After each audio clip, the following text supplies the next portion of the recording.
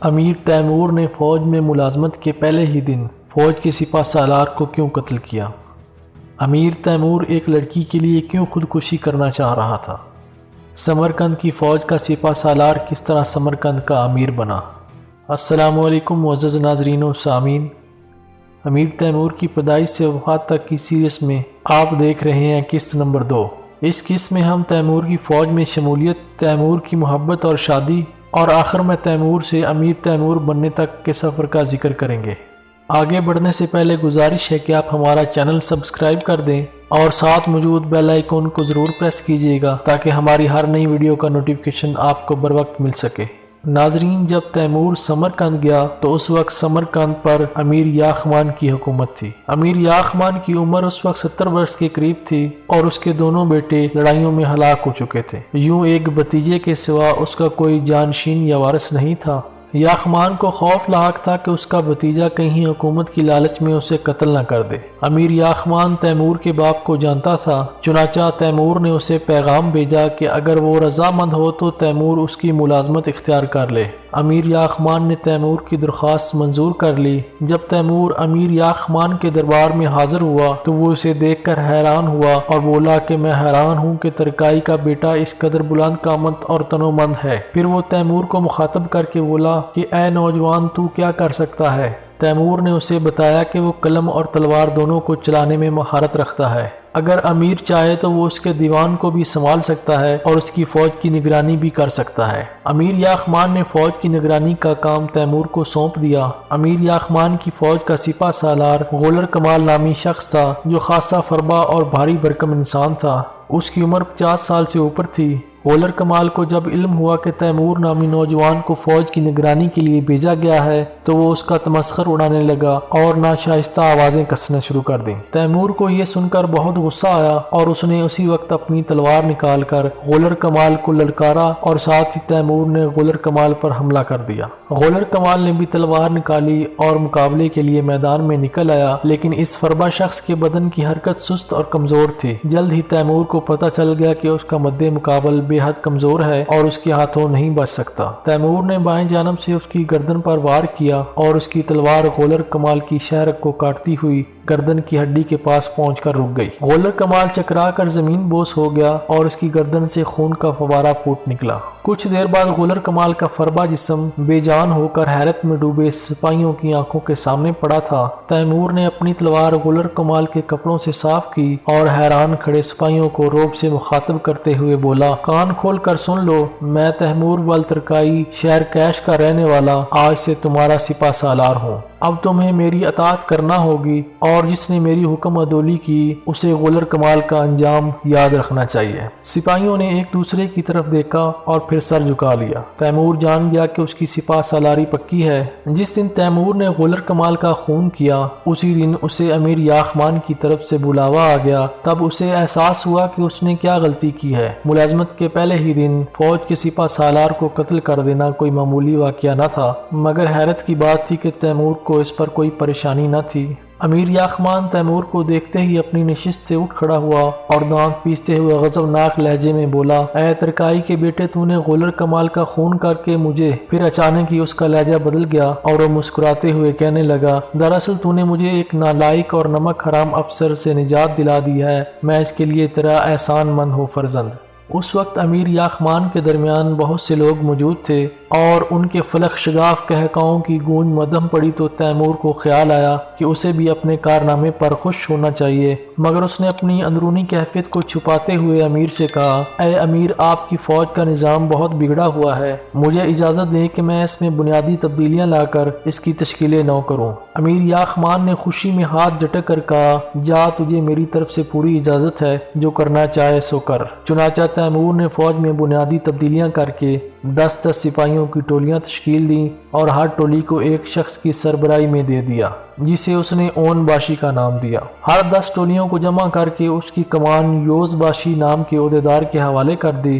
اسی طرح اس نے 10 یوز باشی افسروں پر ایک عہدیدار مقرر کر کے اسے مین باشی کا نام دیا۔ تیمور نے فوج کو جنگی مشقوں کا عادی بنانے کے لیے حکم دیا کہ تمام سپاہی الصبح صحرا میں حاضر ہوں اور جنگی مشقیں سر انجام دیں۔ دراصل اس سے پہلے امیر یاخمان کی فوج میں ایسی مشقوں کا کوئی رواج نہ تھا اور فوج زرق برق لباس میں گھومنے کی عادی ہو چکی تھی، کئی تو سارا دن پڑے رہتے۔ تیمور نے حکم دیا کہ تمام فوجی نہ صرف ہر روز مشقوں میں حصہ لیں گے بلکہ ان کی نماز بھی کسی صورت قضا نہ ہونے پائے۔ تیمور نے 1 مہینے کے دوران ہی امیر یاخمان کی فوج کا نقشہ بدل کر رکھ دیا۔ بیکار اور بے دل فوجیوں کی جگہ جان باز اور دلیر سپاہیوں کو بھرتی کیا گیا اور اپنی زیر نگرانی مشقوں کے ذریعے ان میں جنگ کے لیے جذبہ اور جوش پیدا کیا گیا۔ اسی دوران ایک واقعہ پیش آیا جس نے تیمور کی دلیری اور قدر و منزلت میں اضافہ کر دیا۔ ہوا یوں کہ ایک روز رعایا میں سے کچھ لوگ امیر یاخمان کے دربار میں حاضر ہوئے اور دہائی دی کہ قرہ خطائی نامی قبیلے کے لوگ ان کی 6000 بھیڑیں چرا کے لے گئے ہیں اور 3 چرواؤں کو بھی موت کے گھاٹ اتار گئے ہیں۔ قرہ خطائی قبیلہ سمرقند کے شمال میں سکوت پذیر تھا اور وہ لوگ بہت خطرناک اور جنگجو تصور کیے جاتے تھے۔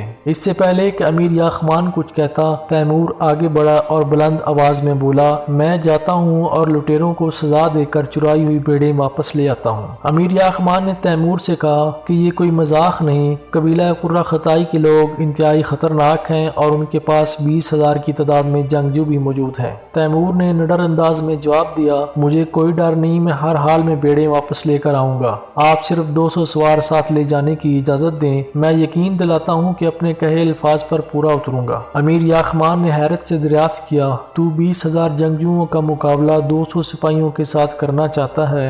غالباً تو اپنے ساتھ ان 200 سپاہیوں کو بھی ناحق قتل کروانے کا ارادہ رکھتا ہے۔ تیمور نے کہا، چوروں کو سزا دینے کے لیے 200 آدمی کافی ہیں، بس آپ اجازت دے دیجئے۔ امیر نے بے دلی سے اجازت دے دی۔ تیمور 200 سپاہیوں کو لے کر شمال کی جانب قبیلہ قرہ خطائی کی سمت میں روانہ ہو گیا۔ تقریباً 20 فرسنگ کے فاصلے پر اسے قبیلہ کے آثار نظر آنے لگے۔ قبیلہ پہنچ کر تیمور نے قبیلہ کے سرکردہ افراد کو اپنے پاس بلایا اور ان سے کہا کہ میں امیر یاخمان کی فوج کا سپہ سالار ہوں، تمہارے قبیلے میں موجود چوروں نے ہماری رعایا میں سے کچھ لوگوں کی بھیڑیں چرائی ہیں اور 3 بے گناہ انسانوں کو موت کے گھاٹ اتارا ہے، لہذا تم سے درخواست ہے کہ بھیڑیں واپس کر دو اور قاتلوں کی نشاندہی کرو۔ قبیلے کے لوگوں نے تیمور کو ٹالنے کے انداز میں کہا، ہمارا قبیلہ مختلف طائفوں میں تقسیم ہے، اس لیے ہمیں نہیں معلوم کہ کس نے تمہاری بھیڑیں چرائی ہیں۔ تیمور نے ان سے کہا، ہو سکتا ہے ایسا ہی ہو جیسا کہ تم کہہ رہے ہو، لیکن تم اپنے قبیلے کے لوگوں سے معلوم کرو، کیونکہ یہ نہیں ہو سکتا کہ ایک ہی قبیلے کے لوگ اپنے اندر موجود لوگوں کو نہ پہچانتے ہوں اور ان کے کارناموں سے نہ واقف ہوں،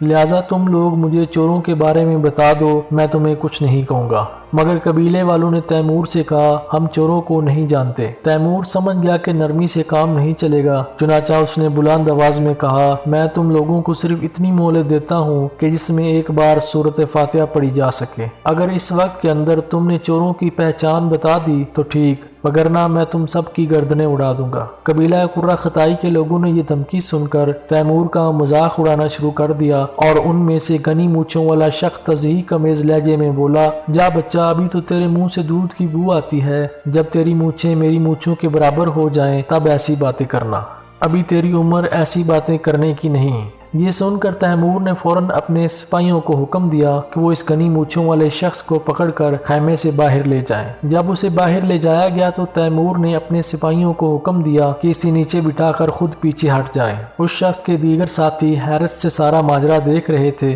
اس سے پہلے کہ وہ کچھ جان پاتے، تیمور نے اپنی تلوار نکالی اور اس گھنی مونچھوں والے شخص کے زمین سے اٹھنے سے پہلے ہی اپنے استاد سمرتر خان کے بتائے ہوئے اصولوں کے مطابق اس کی گردن پر وار کر دیا۔ سمرتر خان نے تیمور کو بتایا تھا کہ تلوار کو پوری جسمانی قوت سے چلانا چاہیے تاکہ دشمن کی ہڈی تک کٹ جائے، چنانچہ اس نے اپنی پوری قوت سے تلوار چلائی تھی، جس سے اس گھنی مونچھوں والے شخص کی گردن کے گوشت کے علاوہ ہڈی کو بھی اسی طرح کاٹ دیا کہ اس شخص کا سر دور جا گرا اور خون گردن کی رگوں سے فوارے کی مانند نکلنے لگا۔ تیمور نے جب اس شخص کی گردن سے نکلتے خون کے فوارے کو دیکھا تو اسے ایک عجیب طرح کی لذت کا احساس ہوا اور وہ کیف و سرور کے احساس میں ڈوب گیا۔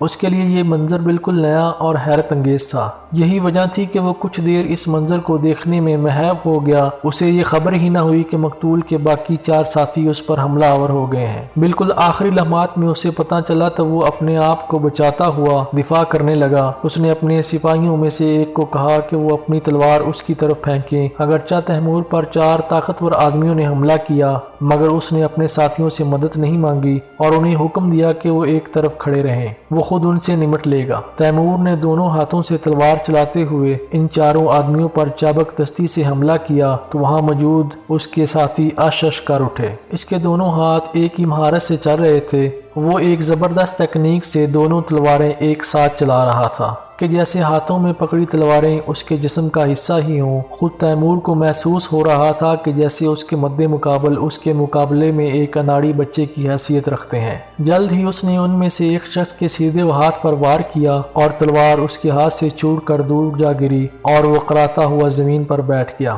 اس کے ساتھ ہی باقی 3 افراد کی آنکھوں میں بھی خوف کے سائے لہرانے لگے اور وہ جان گئے کہ تیمور یا تو انہیں موت کے گھاٹ اتار دے گا یا پھر بری طرح زخمی کر دے گا۔ چنانچہ انہوں نے ترکی زبان میں تیمور سے پناہ طلب کی۔ تیمور نے انہیں حکم دیا کہ وہ تلوار زمین پر پھینک دے اور دور ہٹ جائیں۔ تینوں نے پیروی کی اور ہتھیار پھینک کر جان بخشی کی التجا کرنے لگے۔ تیمور نے اپنے ساتھیوں کو حکم دیا کہ وہ ان چاروں کی تلواریں ضبط کر لیں۔ اس نے ان چاروں کو خیمے میں داخل ہونے کا حکم دیا اور ان سے کہا کہ تم لوگوں کو اب یہ پتہ چل گیا ہوگا کہ میرے منہ سے دودھ کی نہیں بلکہ خون کی بو آتی ہے۔ اگر اب بھی تم نے مجھے چوروں کی شناخت نہ بتائی تو میں تم سب کو ایک ایک کر کے ذبح کر ڈالوں گا۔ وہ چاروں کہنے لگے با خدا ہم چوروں کو نہیں جانتے مگر اتنا معلوم ہے کہ ان کا تعلق قبیلہ آقا مربوج سے ہے۔ تیمور نے ان کو ساتھ لیا اور قبیلہ آقا مربوج کی طرف روانہ ہو گیا۔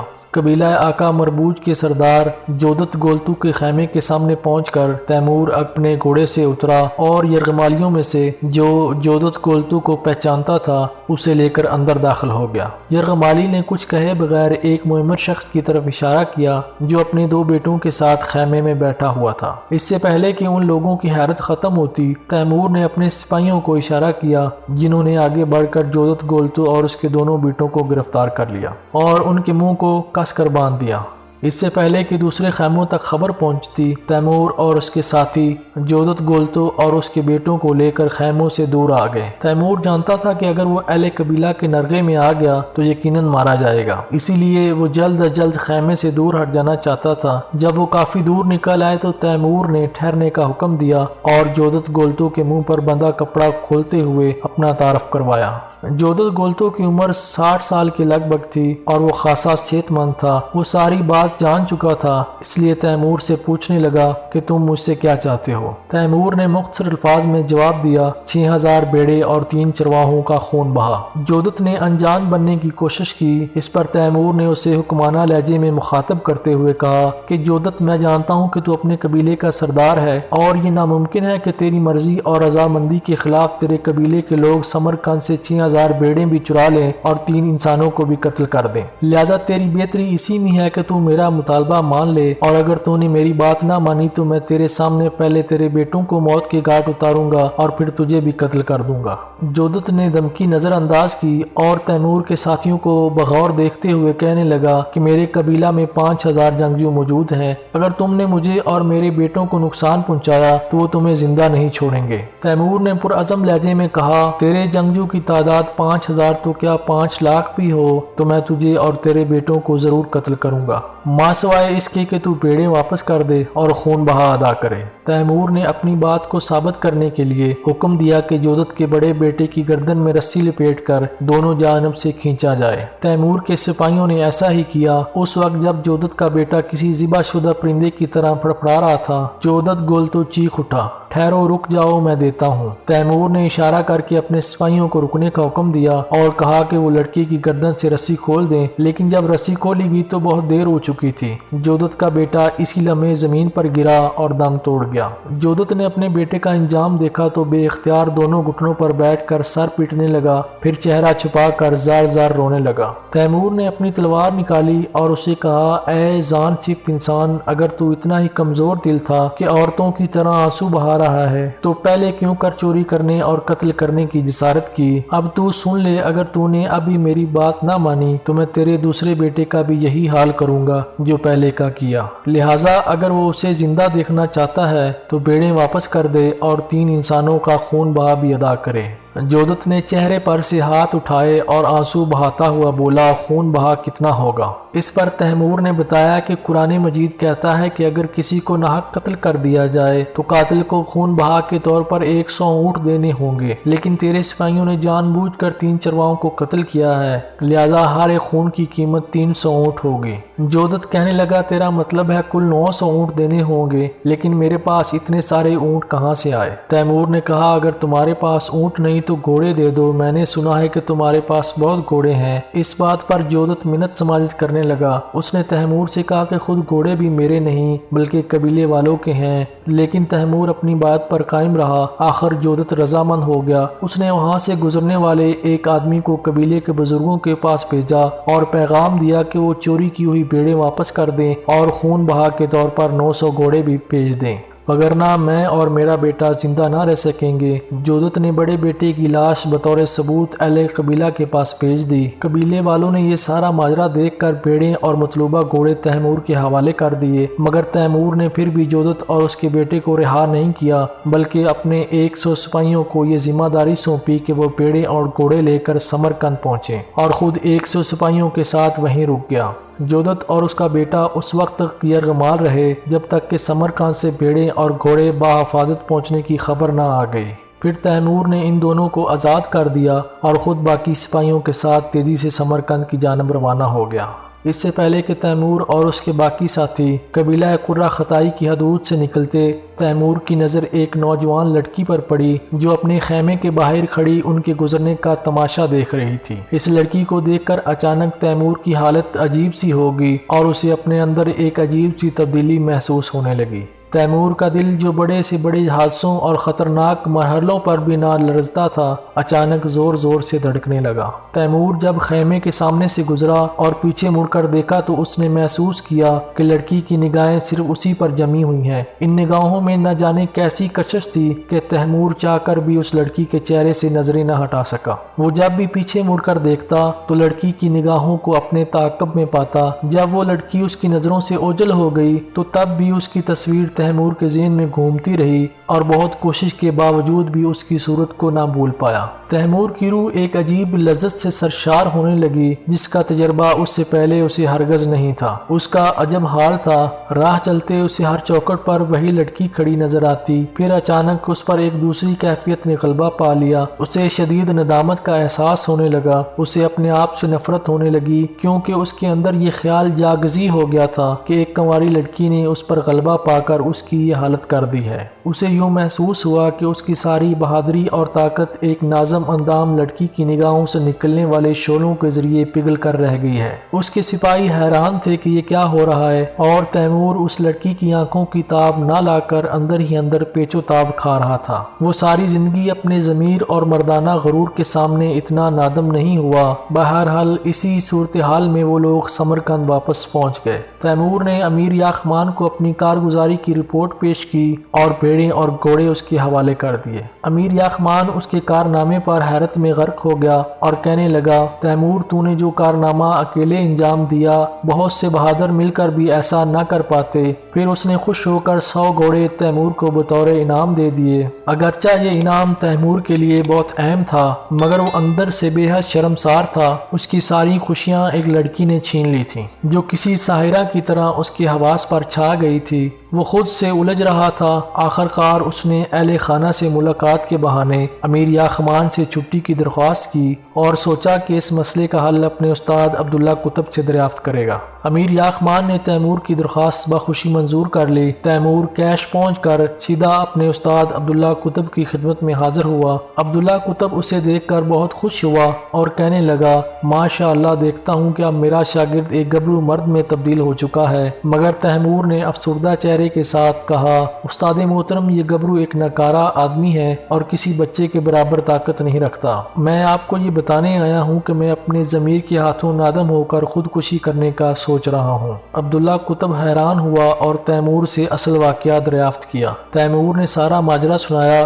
جس پر عبداللہ قطب کچھ دیر مسکراتے رہے اور پھر نصیحت کے انداز میں کہنے لگے، بیٹے، تم اپنے اندر جو تبدیلی محسوس کر رہے ہو، دراصل یہ وہ کیفیت ہے جو اللہ تعالیٰ ہر نوجوان لڑکے اور لڑکی کے اندر ایک خاص مقصد کے تحت پیدا کرتا ہے۔ تاکہ وہ ازواجی بندھن میں بندھنے کے لیے آمادہ ہو جائیں اور نسل انسانی کو آگے بڑھائیں۔ لہٰذا تجھے خود سے نادم نہیں ہونا چاہیے، کیونکہ تیری عمر کو پہنچنے والا ہر انسان ہی ایسی کیفیت میں مبتلا ہو جاتا ہے۔ دراصل تیری حالت اس بات کی طرف اشارہ کر رہی ہے کہ تیری شادی کا وقت قریب آ پہنچا ہے، لہٰذا تو اپنے والد سے بات کر کہ وہ تیرے لیے اس لڑکی کا ہاتھ مانگے۔ تیمور نے شرم سے سر جھکا کر کہا، یہ بات میں اپنے والد سے نہیں کر سکتا، مجھے شرم آتی ہے۔ تو پھر میں تیرے والد سے اس بارے میں بات کرتا ہوں اور ان سے کہتا ہوں کہ وہ اس لڑکی کو تیری دلہن بنانے کا بندوبست کریں۔ اس کے بعد عبداللہ قطب نے تیمور کے والد کو اس کام کے لیے رضامند کیا، اور وہ موہنی صورت جس نے تیمور کی حالت عجیب کر دی تھی اور خیمے کی اوٹ سے آنکھوں کے ذریعے اس کے دل پر قابض ہو چکی تھی، نکاح کے زور پر اس کے گھر میں آ گئی۔ شادی کے بعد تیمور کی بے چینی اور اضطراب کا خاتمہ ہو گیا۔ سن 556 ہجری میں تیمور کی عمر 20 برس ہو چکی تھی۔ اب وہ خود کو اتنا جرئی اور باقوت محسوس کرنے لگا کہ اپنے سے زیادہ قوی اور آزمودہ کار پہلوانوں کو شکست دے سکتا تھا۔ امیر یاخمان کے سارے سپاہی اور منصبدار تیمور سے ڈرتے اور اس کی اطاعت اس طرح کرتے گویا تیمور ہی ان کا امیر ہو۔ جیسا کہ پہلے ذکر ہو چکا ہے کہ امیر یاخمان کا ایک بھتیجا بھی تھا جس سے امیر یاخمان ہمیشہ خوف زدہ رہتا تھا۔ اسے ڈر رہتا تھا کہ کہیں اس کا بھتیجا اسے قتل نہ کر دے۔ تیمور حیران تھا کہ آخر امیر یاخمان کو یہ خوف کیوں لاحق ہے، مگر بعد میں اسے اس کی اصل وجہ معلوم ہو گئی۔ قصہ کچھ یوں تھا کہ امیر یاخمان نے اپنے بھائی کے مرنے کے بعد اس کی ساری جائیداد پر قبضہ کر لیا اور اپنے بھتیجے کے لیے کچھ نہ چھوڑا۔ یہی وجہ تھی کہ اس کا بھتیجا جس کا نام ارسلان تھا اپنے چچا کا سخت مخالف تھا اور اس کے سینے میں اپنے چچا کے لیے نفرت اور حسد اور انتقام کی آگ بھڑک رہی تھی۔ تیمور کو خبر ملی کہ ارسلان اس کے خلاف اپنے چچا کے کان بھرتا ہے اور اسے کہتا ہے کہ وہ تیمور کو ملازمت سے فارغ کر دے۔ ارسلان کے مطابق تیمور کا اثر و رسوخ فوج میں اس قدر بڑھ چکا تھا کہ وہ کسی بھی وقت امیر یاخمان کا تختہ الٹ سکتا تھا۔ دراصل وہ تیمور سے حسد کرنے لگا اور تیمور کی سپہ سالاری کی صلاحیتوں سے خوف زدہ تھا۔ تاہم ارسلان کے بھڑکانے کے باوجود امیر یاخمان نے تیمور کے خلاف کوئی کارروائی نہیں کی، بلکہ اس پر پورا بھروسہ کرتا رہا اور فوج کی کمان اسے سونپی رکھی۔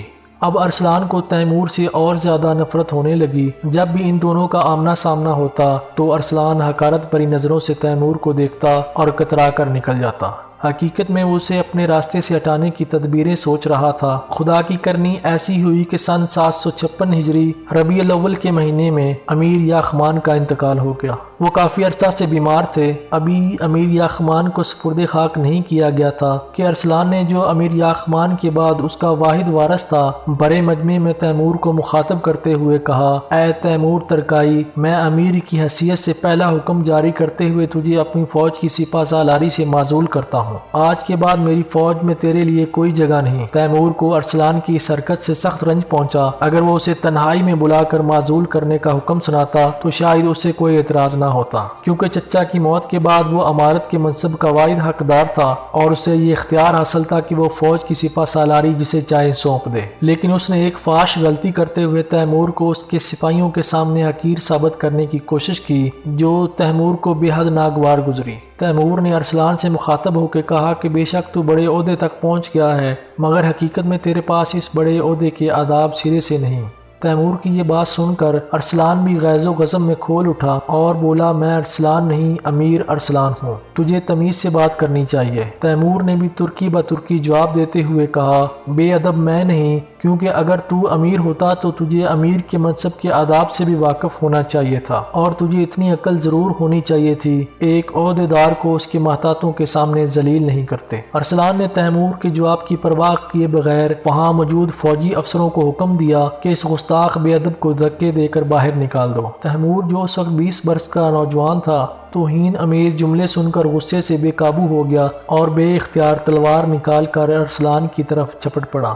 وہاں موجود افسروں نے بھی ارسلان کی حمایت میں اپنی تلواریں نکال لیں اور تیمور کے راستے میں دیوار بن کر کھڑے ہو گئے۔ وہ نہیں جانتے تھے کہ تیمور کس قدر نڈر اور بہادر ہے اور اسے تلوار چلانے میں کس قدر مہارت حاصل ہے۔ اگر وہ اس بات سے باخبر ہوتے تو ہرگز تیمور کے سامنے کھڑے نہ ہوتے۔ وہ اپنی جانوں کو خطرے میں ڈالنے کی حماقت نہ کرتے۔ تیمور نے تلوار کے پہلے ہی وار سے ایک افسر کے دائیں ہاتھ کو اس کے بدن سے الگ کر دیا اور وہ درد کی شدت سے دورہ ہو کر زمین پر گر گیا۔ تیمور نے انتہائی چابک دستی سے جھک کر زمین پر پڑی تلوار بائیں ہاتھ سے اٹھا لی۔ اب اس کے دونوں ہاتھوں میں تلواریں تھیں اور وہ ناگہانی بلا کی صورت اختیار کر گیا تھا۔ تیمور نے اپنی گرجدار آواز میں ارسلان کو للکارا کہ اے ارسلان، اگر تو واقعی امیر ہے تو پھر اپنی جگہ پر رک اور میرا مقابلہ کر۔ اگرچہ اس وقت تیمور اور ارسلان کے درمیان بہت سے فوجی افسر تلواروں کے ساتھ مقابلہ کر رہے تھے، مگر تیمور نے دیکھا کہ ارسلان کے چہرے پر ہوائیاں اڑنے لگی ہیں۔